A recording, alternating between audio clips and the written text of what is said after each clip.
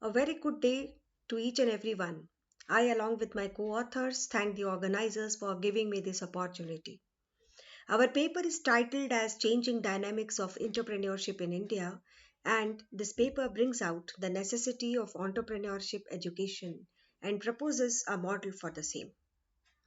The presentation is planned like this. We will be talking about the historical perspective, followed by the shift, and we will define the entrepreneurship in brief, followed by developing ecosystem, the grassroots innovations, and then we will present our proposed model on which we will request everyone to give their feedback. We will be talking about the historical perspective first. India saw a wonderful blend of business and social arrangements for centuries, where people were invigorated by their own instincts to take up work to earn their living. In the recent centuries before getting colonized, this arrangement proved India to emerge as a successful nation in terms of wealth and well being. Businesses were skill based and included works like carpentry, leatherworks, metalworks, handicrafts, and services like Ayurveda, Vastu Shastra, spiritual teachings, and many more. All these proliferated well and were accepted far and wide around the world. These were well supported by the agricultural produce in the country, balancing the two. The well developed trade routes also confirm the trading partners of the country then and indicated a prosperous India. With British rules, all these fell to the mechanization process and we became merely the feeders to those machines with our raw materials. Let us talk about now the entrepreneurship defined. Entrepreneurship is a very dynamic process of creating incremental wealth by individuals who are committed to accepting the risks involved in terms of time, equity, and career. They are also the ones who take risk, innovate, and have ability to foresee how wealth can be created. One should not forget, however, that entrepreneurship is also a social phenomenon.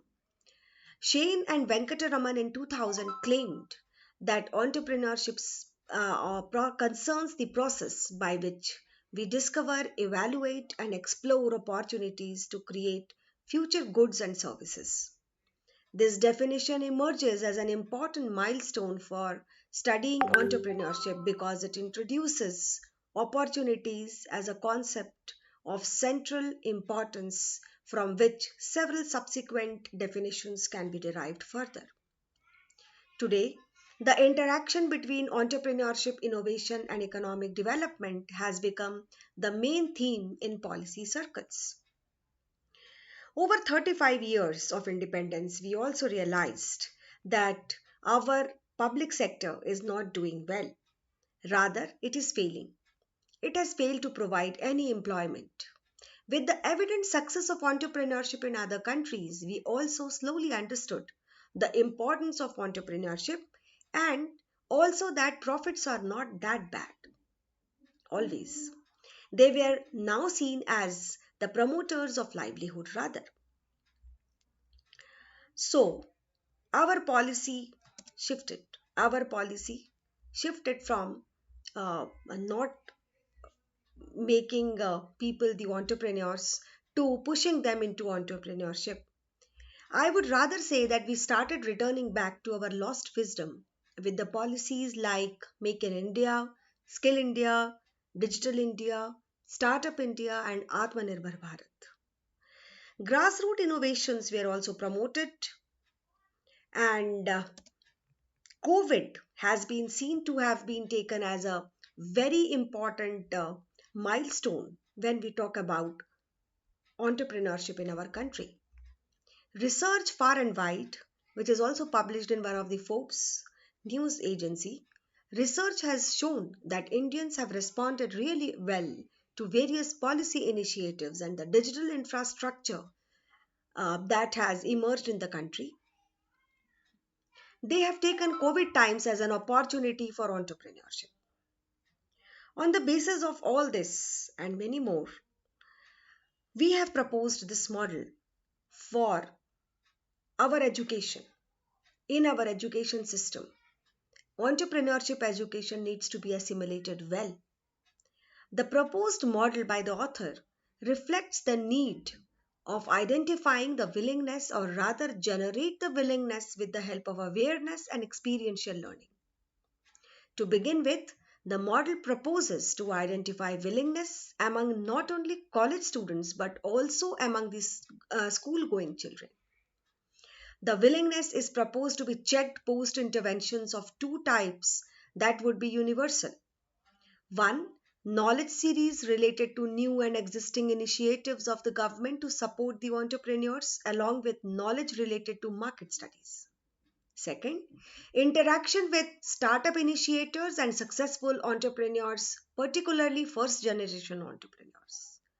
The entrepreneurial willingness of the students may be checked somewhere in between this process of knowledge sharing. Parallel to this, the innovative and the creative ideas of some of the enthusiastic students should also be given wings by certain support mechanisms so that they strengthen their ideas and practical approach. All such students should be given training in the respective fields, and business models or ideas may be developed for them with the help of experts. Selected ideas may be taken forward for startup funds and continuous knowledge based, finance based handholding as well. Similarly, grassroots innovations should be picked up regularly by the universities and may be taken to their incubation centers for making it commercially viable. Based on innovators' willingness, training and handholding may be extended for such innovations. Otherwise, the same may be transferred with proper remuneration. However, the authors also propose a systemic approach for these grassroots innovators so that they get a conducive environment to develop their ideas further.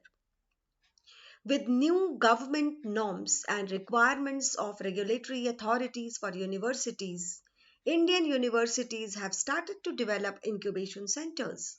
But we are yet to develop a functional, systematic, integrated, and parallel approach for better outcome.